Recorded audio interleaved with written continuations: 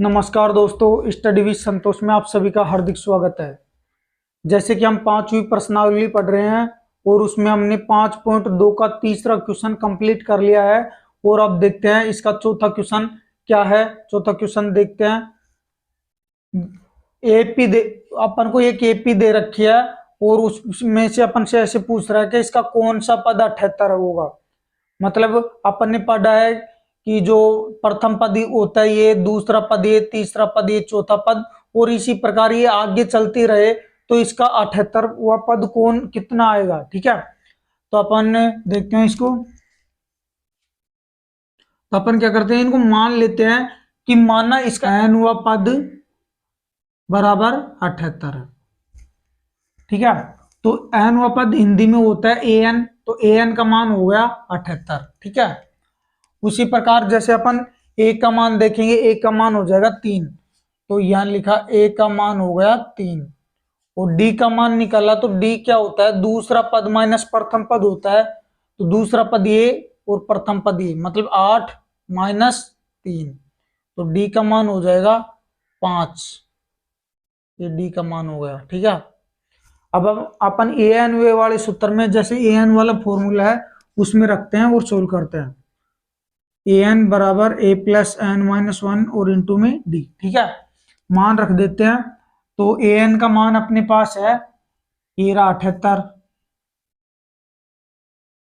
एक का मान अपने पास एक का मान है 3 प्लस में n माइनस 1, मतलब n तो अपन को ऐसे कैसे रखना है क्योंकि कौन सा पद और पदों को अपन दर्शाते हैं n से, तो n माइनस 1 हो जाएगा, और d का मान भी अपने पास है 5।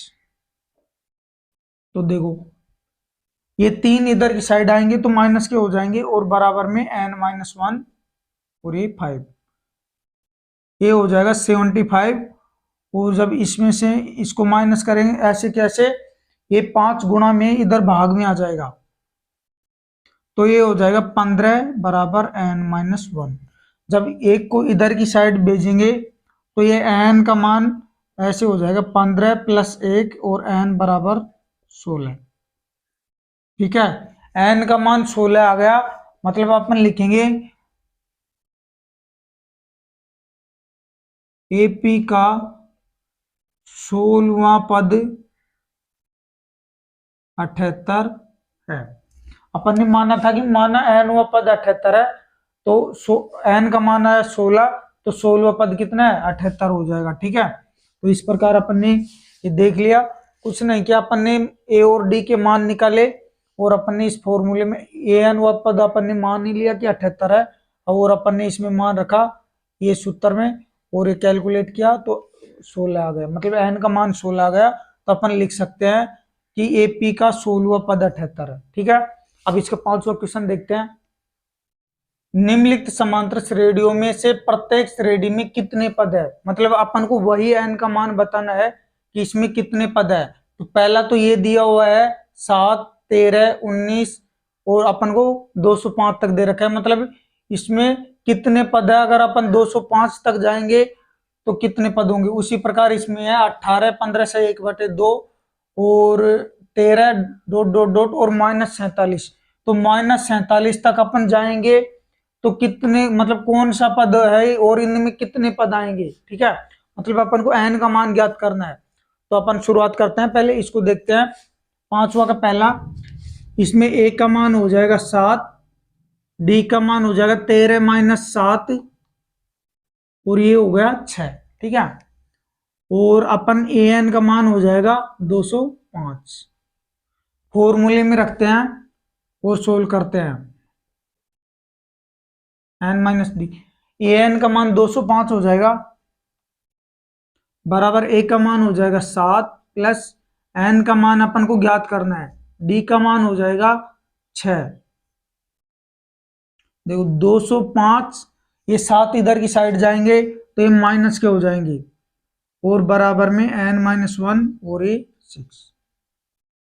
देखो इसमें से जब इसको माइनस करेंगे तो ये बच जाएगा, मतलब 198 और n माइनस 1 और ये 6। ठीक है, 6 यहां गुणा में या भाग में आ जाएगा, तो 36 18 और 36 18 मतलब 33 बार गया भाग इसका, और ये बच गया n-1। ठीक है, जब n का मान निकालेंगे तो 33 और प्लस में 1 हो जाएगा, ये इधर की साइड जाएगा, तो n का मान आ गया 34।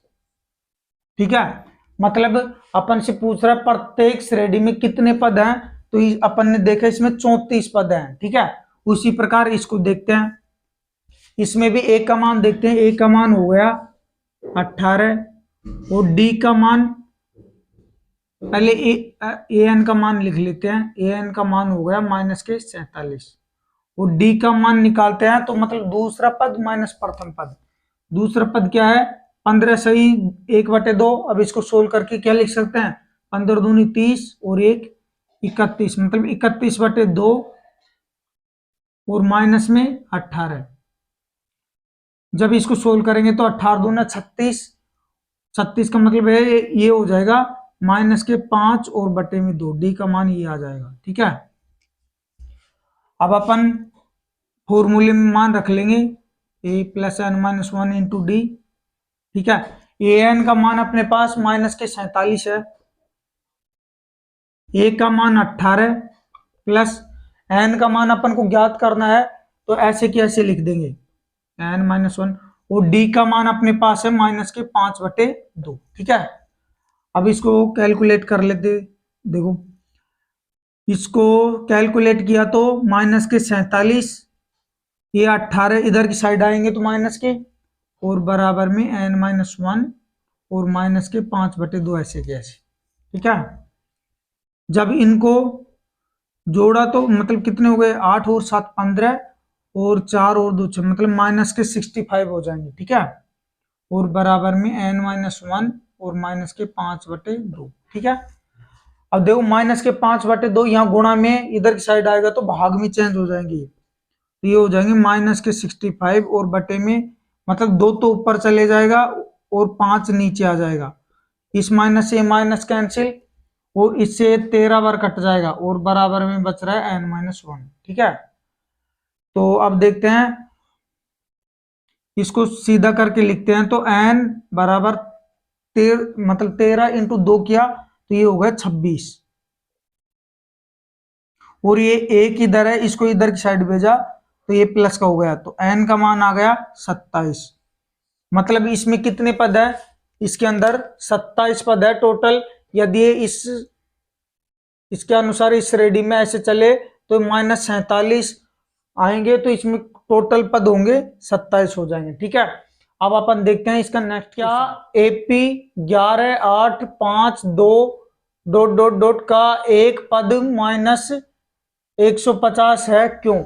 अपन को बताना है कि ये -150 इस एपी का कोई पद है या नहीं है। ठीक है, तो अपन ए और डी के मान तो यहां से ज्ञात कर लेंगे, यहां से निकाल लेंगे, और अपन ए एन ए मान लेंगे, और पद अपन से पूछ रहा है तो देखते हैं होगा कि नहीं होगा ये। तो ए का मान हो जाएगा 11, डी का मान मतलब दूसरा पद माइनस प्रथम पद मतलब 8 - 11, और ये हो जाएगा डी बराबर -3। ठीक है, और ए एन का मान अपन इसको ले लेते हैं -150। अब मान रखो ए एन बराबर a + n-1 और इंटू में डी। ठीक है, तो ए एन का मान -150 बराबर ए का मान 11 प्लस एन का मान अपन को बताना है कि वो है या नहीं है इसका पद, तो डी का मान हो जाएगा -3। ठीक है, अब देखो -150 और ये 11 इधर आए तो माइनस के हो जाएंगे, और बराबर में n-1 और ये हो जाएगा -3। अब देखो -161 और बराबर में n-1 और ये -3। ठीक है, अब देखो 3 यहाँ गुणा में है, यहाँ आएगा तो भाग में चेंज हो जाएगा, मतलब 161 और बटे में -3 और बराबर में n-1। ठीक है, जब इसमें इसका भाग देंगे, सॉरी माइनस से माइनस कैंसिल हो जाएगा, और इसमें इसका भाग देंगे तो देखो ये हो गया 3 × 5 = 15 बचा 1 11, तो 3 × 3 = 9 और मतलब ये आ जाएगा इतना और बराबर में n-1। ठीक है, चाहो तो इसको 53.7 भी लिख सकते हैं, इसको एक अंक बढ़ा के आके, नहीं ऐसे छोड़ दो। तो n बराबर क्या हो जाएगा 53.66 और प्लस में 1, और ये हो जाएगा n बराबर मतलब जोड़ा तो 54.66। ठीक है, मतलब n का मान ये आया अपने पास। और जो कोई एपी होती है तो पूर्णांक संख्या में होती है, मतलब पॉइंटों में एपी नहीं बनती है। ठीक है, तो इसमें पॉइंट में आ गई तो ये कोई एपी का पद ही नहीं है, तो अपन लिख देंगे कि n पूर्णांक संख्या नहीं है, n पूर्णांक संख्या नहीं है, मतलब ये पूर्णांक होनी चाहिए एपी बनने के लिए। अब ये पॉइंटों में आ गई, इसका मतलब ये कोई एपी का पद नहीं बनेगा, तो अपन लिख देंगे अतः -150 इस एपी का पद नहीं है, इस एपी का पद नहीं है, नहीं है। ठीक है, अपन ने लिख दिया कि जो इसका मान आया वो पूर्णांक नहीं आया, मतलब पूरी संख्या में नहीं आया, पॉइंटों में आया है। तो अपन लिख देंगे कि जो ये -150 है, इस एपी का कोई पद है ही नहीं। ठीक है, तो अब देखते हैं अपन नेक्स्ट क्वेश्चन नंबर 6। पद बताना है अपन को, डायरेक्ट इसमें एपी नहीं दे रखे है, उसने अपन को एक चीज दी हुई है 11वां पद और एक दिया हुआ है 16वां पद, 73 है। तो अपन को बताना है कि एपी का 31वां पद क्या होगा। ठीक है, तो ऐसे क्वेश्चनों में अपन क्या करते हैं, जो दिया हुआ मान होता है पहले उसको लिखते हैं। ठीक है, कैसे लिखते हैं, जैसे 11वां पद दे रखा है तो 11वें पद को कैसे लिखते हैं, ऐसे लिखते हैं 1 11 बराबर 38। ठीक है, अब इसका फॉर्मूला लिख लेते हैं। ये 11वां पद का फॉर्मूला क्या होता है, a प्लस 10d और बराबर में 38। एक समीकरण तो a आ गया। बात करते हैं दूसरे समीकरण की। एक अपन को दिया हुआ है 16वां पद, मतलब उसने दे रखा है a 16 का मान दे रखा है 73। अब 16वें पद का सूत्र क्या होता है, a प्लस 15d और बराबर में 73। ठीक है, अपने पास दो समीकरण आ गए। अब अपना मेन उद्देश्य ये होता है कि अपने पास यदि ए और डी का मान अपन को मिल जाए तो अपन कोई सा भी पद निकाल सकते हैं। अब अपने पास न तो ए का मान है न डी का मान है, तो अपन कैसे निकालेंगे, मतलब दोनों समीकरणों को सोल्व करेंगे, पहले और दूसरे समीकरण को सोल्व करके ए और डी का मान निकालेंगे सबसे पहले, और फिर अपन जैसे अपन से कोई सा भी पद पूछेगा तो अपन वो पद बता देंगे। ठीक है, तो देखो मैंने डायरेक्ट लिया जैसे विलोपन विधि से, तो समीकरण 2-1 मतलब बड़े में से छोटे को माइनस कर दिया, समीकरण 2-1। तो ऊपर लिखा जैसे a प्लस 15d बराबर 73 और इसको a प्लस 10d और बराबर में 38। जब माइनस करते हैं, जब चिन्ह चेंज हो जाते ये माइनस का हो गया, a माइनस का और ये माइनस का। ठीक है, इससे ये कट जाएगा और 15d में से जब 10d जाएंगे तो ये 5d, और इसमें से ये जाएगा 13 में से 8 गए तो मतलब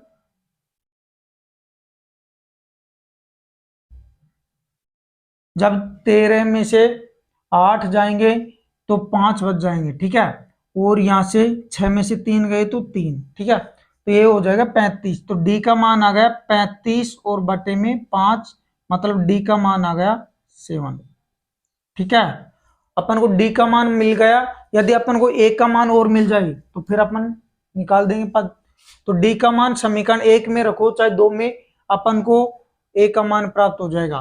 तो मैं छोटे समीकरण में रखता हूं पहले में, डी का मान समीकरण 1 में रखने पर, डी का मान समीकरण 1 में रखने पर, मतलब जहां भी डी दिख रहा है अपन को 7 रखना है वहां समीकरण 1 में। तो देखो 1 प्लस 10 और डी की जगह 7 और बराबर में 38। ठीक है, अब इसको सोल्व कर लो, a प्लस ये हो जाएगा 70 और बराबर में 38। जब इसको इधर की साइड लेके जाएंगे तो 38 और ये -70 हो जाएंगे, मतलब ये बच जाएंगे ए का मान आ जाएगा माइनस के 52 आ जाएगा। ठीक है, ए का मान 52 कैसे आएगा, जब अपन 70 में से 38 को घटाएंगे तो -52 हो जाएगा। ठीक है, सॉरी, ये आएगा -32। ठीक है, -32 हो जाएगा। क्यों हो जाएगा, 40 और 30 होते हैं 70, और ये 2 आ गए तो -32 हो जाएंगे। ठीक है, अपन को ए का मान मिल गया, डी का मान। ठीक है, तो अब अपन कोई सा भी पद निकालो, अपन बता देंगे। तो अपन से पूछ रहा है कि इसका 31वां पद क्या होगा, मतलब ए 31 पूछ रहा है। यहां भी अपन ने लिखा है, अपन से पूछ रहा था कि इसका ए 31 क्या होगा। ठीक है, तो इसका 31वां पद, इसका सूत्र क्या होगा, ए प्लस 30 डी। ठीक है, तो अब इसमें मान रख दो ए का -32 प्लस 30, और डी का मान हो अपने पास 7,